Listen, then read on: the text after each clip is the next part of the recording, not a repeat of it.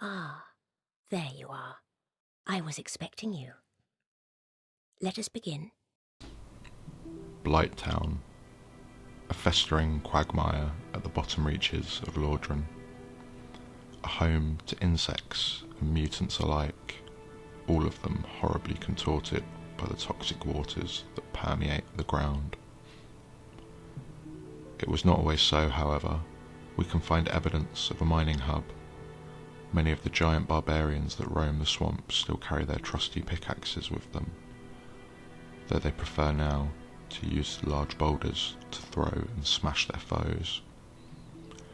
Several of the insects, too, seem to be linked to the excavation, perhaps enlarged or empowered by shards of titanite. A lot of them seem to have ingested or otherwise absorbed this strange metal into themselves. Mosquitoes, flies, leeches, even hollowed men have been changed by their surroundings, bloating and enlarging, attacking mindlessly and relentlessly all who cross their path. Reaching upwards from the marshy soil, large wooden constructs snake around the smooth walls, scaffolding of some kind. But the question remains, was it built as an aid to mining, or are they newly constructed by the residents so eager to escape their fetid home? For Blighttown was not always a toxic bayou, and in fact we can also date its fall to be shortly after the fall of New Londo, once it had been sealed away. We know this thanks to a humble corpse found rotting in the rafters. Yulva was one of the 3 sealers of New Londo, the ones who protected Lordran from the Dark Wraiths and the 4 Kings. But once their duty was fulfilled, of the 3, only 1 remained in New Londo.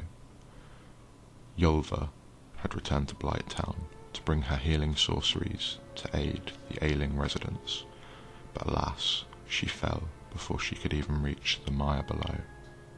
Amongst the crumbling pillars, there are whispers of a hooded figure that shows herself to those versed in the ways of manipulating fire. Tutor to Solomon, the woman called Quilana, sister of Chaos, wielder of the Chaos Flame, ostensibly the godmother of pyromancy. But for all her power, she still cannot bring herself to face her kin once more, and so she waits for another to take up her mantle. I have a favour to ask. My mother, the Witch of Izalith, was one of the primeval lords. Her power came from the soul that she found near the first flame. She focused this power to light a flame of her own, but she failed to control it. The flame of chaos engulfed Mother and my sisters and moulded them into deformed creatures. Only I escaped. And now I am here. But my mother and sisters have been in anguish since.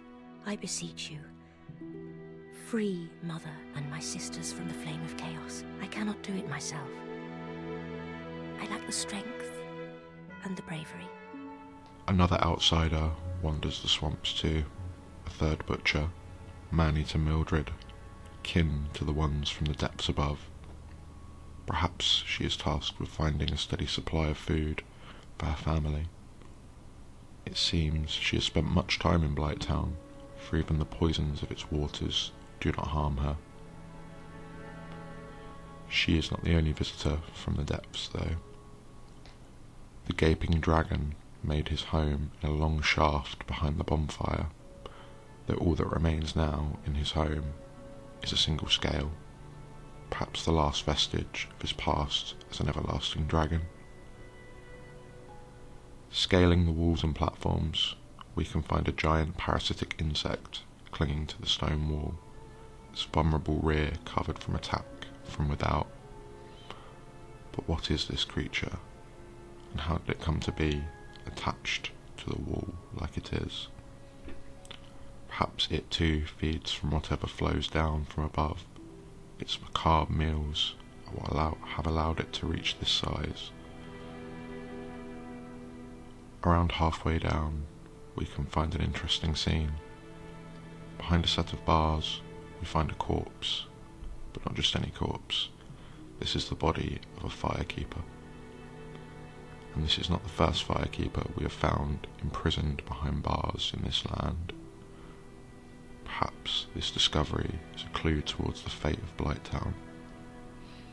Perhaps this firekeeper once tended a flame in this dark place, but with her death and the dying of the embers did pestilence descend. And so it is that everything in this fetid swamp has been tainted, infused, and become one with the blight. From the giant insects to the poisonous barbarians, even the hollowed remnants of man have been reshaped.